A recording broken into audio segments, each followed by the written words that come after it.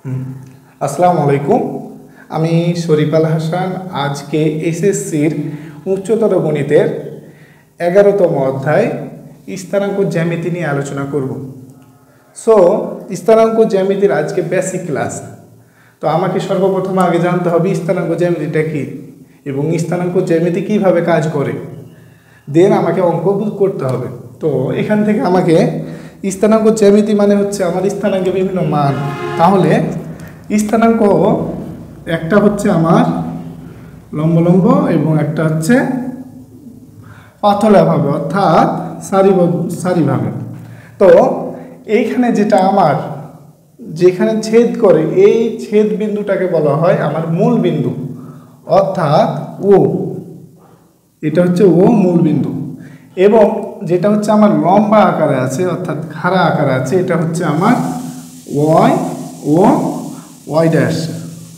এবং যেটা আছে আমার পাতলা আকারে অর্থাৎ সারি আকারে আছে, এটা হচ্ছে আমার এক্স ও এক্স ড্যাশ। তাহলে আমার এটা হচ্ছে ওয়াই ও ওয়াই ড্যাশ এবং এটা হচ্ছে এক্স ও এক্স ড্যাশ। তো এইখানে আমার বিভিন্ন ধরনের মান বসিয়ে আমার অঙ্ক করতে হয়। তো কেমন, এই যে আমার যে মিডিল পয়েন্টটা আছে ছেদ অংশ, এটাকে বলা হচ্ছে আমার মূল বিন্দু। এই ছেদ অংশটাকে বলা হয় মূল বিন্দু। এবং এখানে আমরা দেখতে পাচ্ছি যে ওয়াই ও ওয়াই ড্যাশ এবং এক্স ও এক্স ড্যাশ এখানে চারটা চতুর্ভাগে বিভক্ত হয়েছে। একটা হচ্ছে এইটাকে, এটা প্রথম চতুর্ভাগ, এইটা দ্বিতীয় চতুর্ভাগ, এইটা তৃতীয় চতুর্ভাগ আর এটা চতুর্থ চতুর্ভাগ, অর্থাৎ চারটা চতুর্ভাগে আমার এটা তৈরি হয়ে গেছে। দেন এখানে বিভিন্ন ধরনের মান আছে, যেমন আমার এই এক্স অক্ষে আমার সব সময় থাকে ভুজের মান, এবং এই ওয়াই অক্ষে থাকে আমার সব সময় কোটির মান। অর্থাৎ একটা স্থানাঙ্কের সাপোজ এ একটা স্থানাঙ্ক 2,3, তাহলে এ যে একটা স্থানাঙ্ক 2,3, তাহলে এখানে এর যে বিন্দুটা আছে প্রথম বিন্দুটাকে বলা হয় ভুজ এবং দ্বিতীয় যে বিন্দুটা আছে কমা দিয়ে এটাকে বলা হয় কোটি। তো আমার ভুজ আর কোটি, তাহলে ভুজ হচ্ছে আমার এক্স এর মান এবং কোটি হচ্ছে আমার ওয়াই এর মান। তো আমার এক্স অক্ষে সবসময় মান থাকে কার? এক্স অক্ষে সবসময় মান থাকে আমার ভুজের। ভুজ মানে হচ্ছে এক্স অক্ষের মান আর কোটি মানে হচ্ছে ওয়াই অক্ষের মান। তো এক্স অক্ষের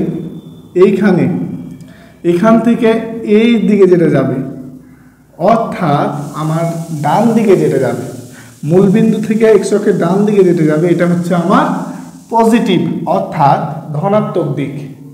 এবং এক্স অক্ষের মূলবিন্দু থেকে এক্স অক্ষের বাম দিকে যেটা যাবে সেটা হচ্ছে আমার ঋণাত্মক দিক, অর্থাৎ কি ভুজের ঋণাত্মক মান। এবং কোটি মানে হচ্ছে আমার ওয়াই অক্ষের মান, তাহলে ওয়াই অক্ষের মান হচ্ছে আমার কোটি।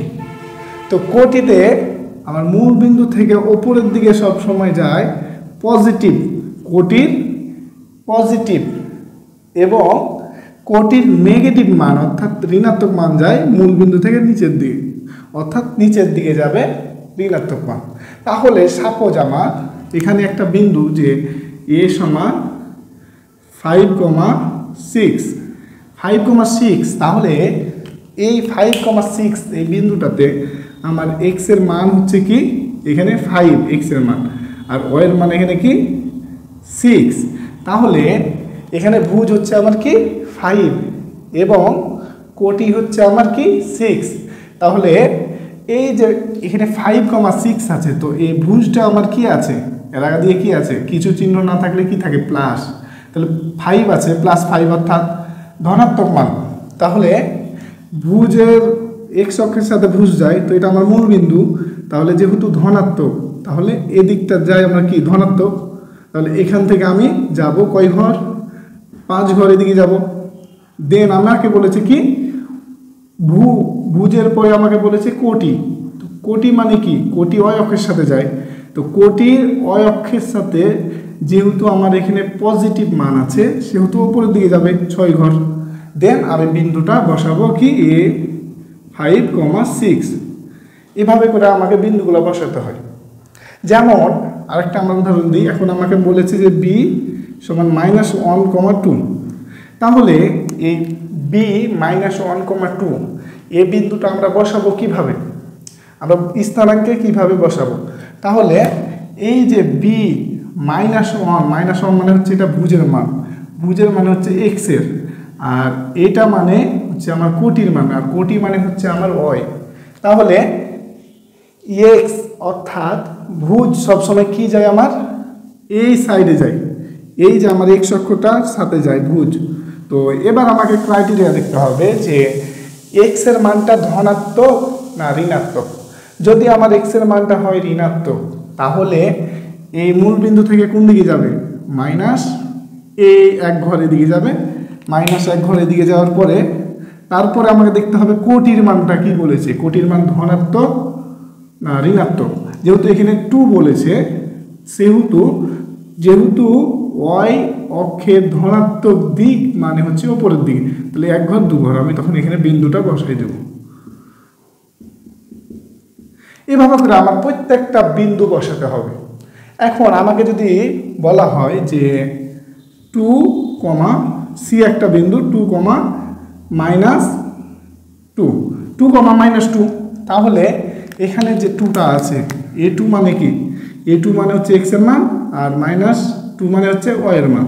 তো আমার যেহেতু x এর মানটা আছে পজিটিভ তাহলে আমার মূল বিন্দু থেকে এদিকে যাবে কয় ঘর, 1 ঘর 2 ঘর। দেন y এর মানটা যেহেতু বলেছে নেগেটিভ তাহলে নেগেটিভ মানে হচ্ছে 1 ঘর 2 ঘর নিচের দিকে যাবে। দেন আমি এই বিন্দুটা C হচ্ছে আমার 2, -2 বসাই দেব।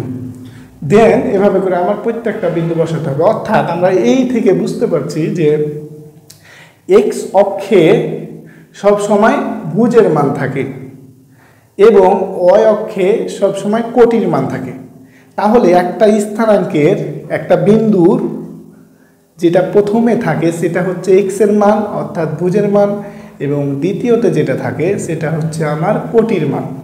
তাহলে আমরা বুঝতে পারছি এদিক হচ্ছে আমার ধনাত্মক দিক, এদিক হচ্ছে আমার ঋণাত্মক দিক। এবার এই মূল বিন্দু থেকে উপরের দিক হচ্ছে আমার কি পজিটিভ দিক আর নিচের দিক হচ্ছে আমার নেগেটিভ দিক। এভাবে করে আমাকে প্রত্যেকটা বিন্দু বসাতে হবে। তাহলে আমরা একটা কি করতে পারি যে এইখান থেকে আমাকে বিভিন্ন বিন্দু বসিয়া বিভিন্ন ধরনের ক্যালকুলেশন করতে হবে এবং আমাকে অঙ্কগুলা করতে হবে এই অধ্যায়ের। সো বিন্দুগুলো আগে সর্বপ্রথম আমাকে বসা শিখতে হবে।